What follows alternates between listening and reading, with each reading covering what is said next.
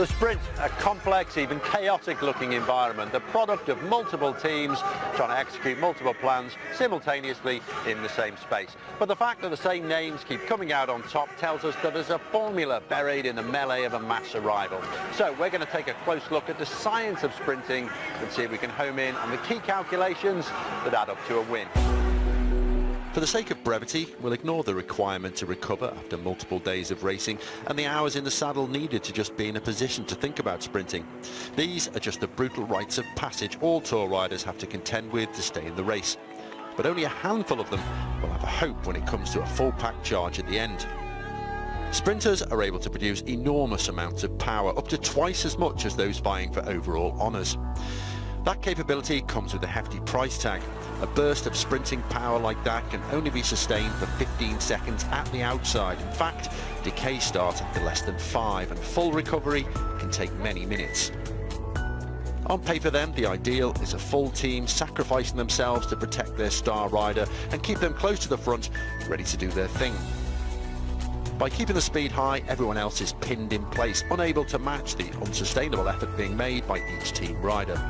Unless, of course, the opposition also has a full team at their disposal too. In those cases, it gets messy. A more flexible arrangement is a pair carefully utilising the velocity of other riders to stay near the front. Mark Renshaw is looking for Mark Cavendish. He's sitting in about 4th place.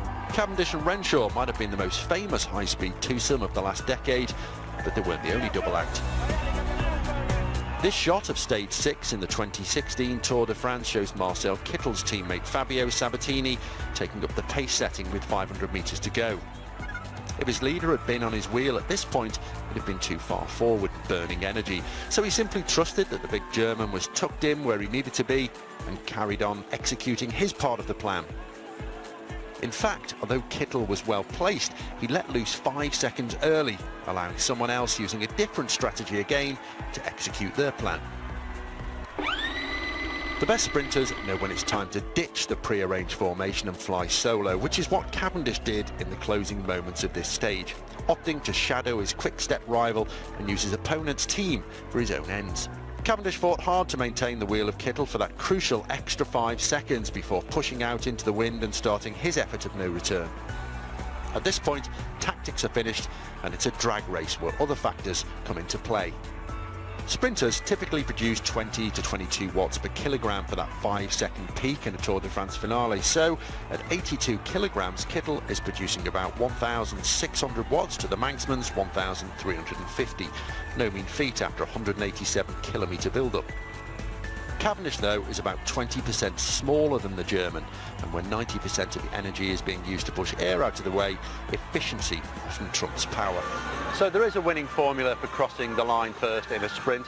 It's understanding that as energy is spent, instant recalculation is needed if you want to keep arriving at the desired answer.